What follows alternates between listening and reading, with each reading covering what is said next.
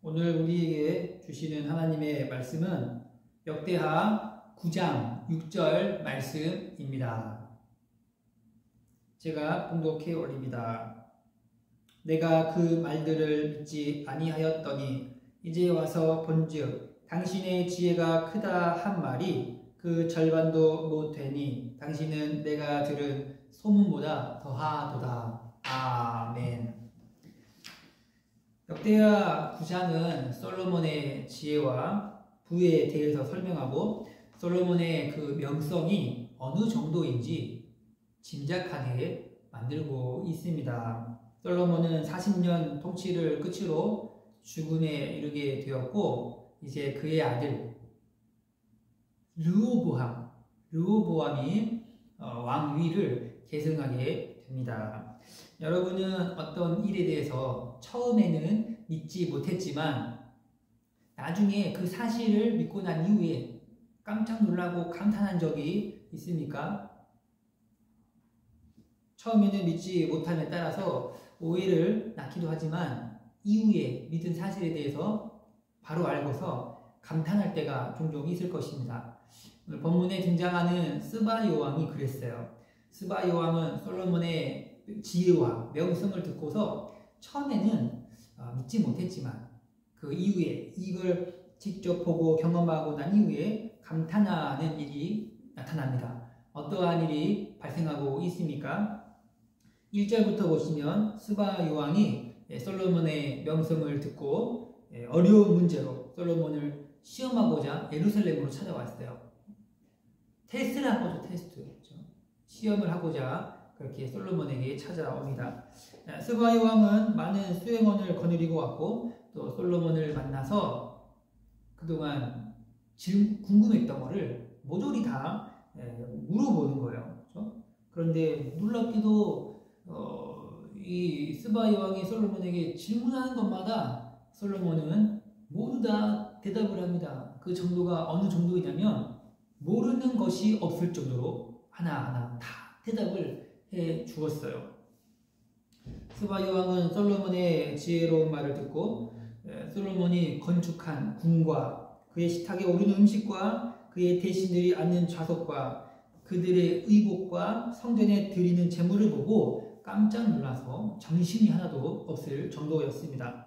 스바 여왕이 이제 이 상황을 보고 감탄하면서 솔로몬에게 말을 하는데요. 6절인데요. 6절 같이 한번 봉독합시다. 내가 그 말들을 믿지 아니하였더니 이제 와서 본즉 당신의 지혜가 크다 한 말이 그 절반도 못되니 당신은 내가 들은 소문보다 더하도다. 이전에 그 스바 여왕은요 이런 반응이었죠. 내 눈에 흙이 들어가기 전에는 절대 믿지 않을 거야. 솔로몬의 부를 믿지 못하겠다였는데 솔로몬의 부를 자신의 두 눈으로 똑똑히 보고서 솔로몬의 그 지혜에 대해서 깜짝 놀라게 됩니다. 그리고 스바 여왕은요 또 이어서 감탄을 하면서 7절에서 이렇게 말하는 거예요. 복되도다 당신들이여, 복되도다 당신의 지혜를 들음이로다, 사람들이여 당신의 지혜를 들음이로다 라고 표현하고 있어요. 무슨 말이냐, 솔로몬의 지혜를 듣는 그 주변의 그 사람들에 대해서 복되다 라고 표현하고 있는 거예요. 그렇게 하루하루 매일같이 솔로몬의 지혜를 들을 수 있으니 얼마나 복되냐 라는 식으로 감탄합니다. 스바 여왕은요 이제 감탄에서 그친 게 아니에요. 감탄에서 그친 것이 아니고 또 9절에 보니까 솔로몬을 왕으로 세우시고 지혜를 주시는 여호와 하나님을 송축하고 있습니다. 송축의 내용이 무엇입니까? 하나님이 솔로몬을 기뻐했다는 것이고 또 여호와 하나님이 솔로몬을 왕으로 세웠다는 거죠. 성도 여러분, 지금 솔로몬은 스바 여왕이 질문하는 것마다 모르는 것이 없을 정도였고 그 지혜와 지식을 따라갈 자가 없었어요. 이미 앞서 역대하 1장 12절에 보니까 하나님이 솔로몬에게 지혜와 지식과 부와 재물을 주겠다라고 말씀한 바가 있죠.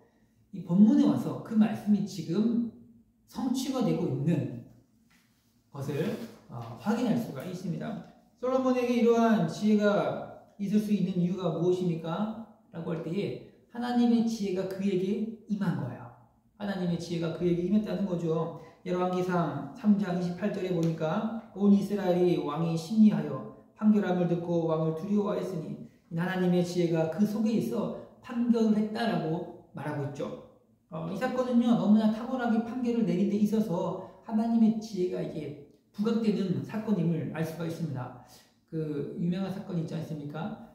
두 어머니가 있는데 한 아이를 두고 서로 우기는 거예요. 이 아이가 내 아이입니다라고 서로 우기는 이런 상황에서 솔로몬이 그럼 그 아이의 배를 갈라봐 라고 했을 때에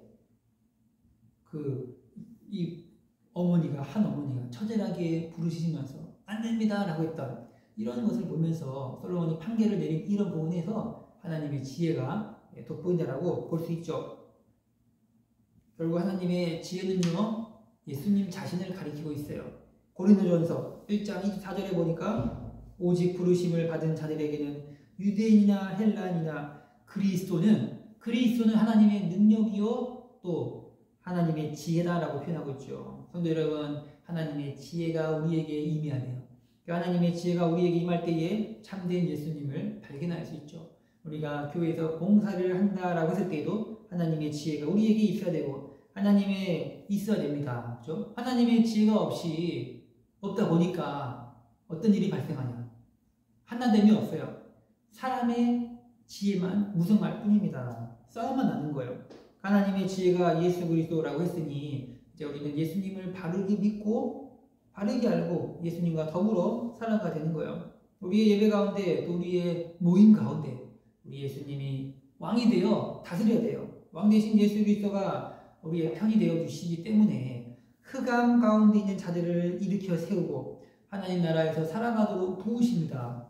우리가 어떤 일을 함에 있어서도 또 어떤 일을 선택을 할 때에도 이 일이 과연 예수님이 왕이 되어서 신앙의 발전을 이룰 수 있는 것인가 라고 하는 이러한 선택의 과정이 있을 때에 우리는 합당한 또 선택을 할 수 있게 되는 것을 볼 수 있어요. 그 지혜를요, 이제 누구에게 준다는 것입니까? 예수님을 믿는 자들에게 주어지는 거예요. 교만한 자들에게 주는 것이 아니고 겸손하게 왕 대신 그리스도를 믿는 자들에게 주어집니다. 교만한 자들은요, 그 지혜가 임할 때에 결국 자신의 왕국을 이루어 가지만 겸손한 자에게 그 지혜가 임할 때에 하나님 나라를 세워가고 이루어갈 수 있기 때문입니다. 지혜의 왕 되신 예수님을 믿읍시다. 지혜의 근원이 되셔서 온 우주 만물을 통치하시고 지금도 신자들을 다스리고 있다는 것을 생각할 때에 우리의 구원과 신앙은요, 견고하게 세워져 가는 거예요. 오늘 하루하루 일상에서 그리고 우리의 선택에서 또 예수님이 함께하고 또 우리의 모임 중에 임하신 주님을 기억하며 모임에 임해야 됩니다.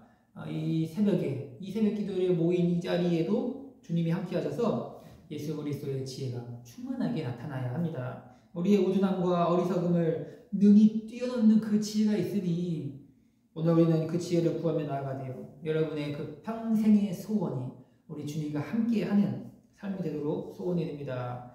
많은 부를 가지고 있다는 스바 요왕은 솔로몬의 지혜를 보고 깜짝 놀라죠. 하나님의 그 지혜가 우리에게 임하기를 기도하며 또 나아갈 수 있는 그런 새벽이 되기를 바랍니다. 기도하겠습니다.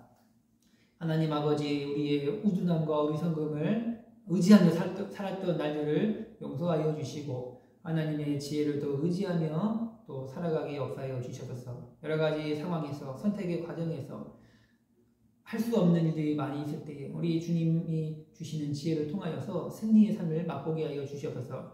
그 지혜가 하나 예수님이라고 했사옵나니 주님, 우리 예수님과 더불어 또 살아가는 삶이 있게 하여 주시고 예수 그리스도를 더 의지하며 승리하는 날들이 되게 인도하여 주시옵소서. 감사합니다. 예수님의 이름으로 기도드립니다. 아멘.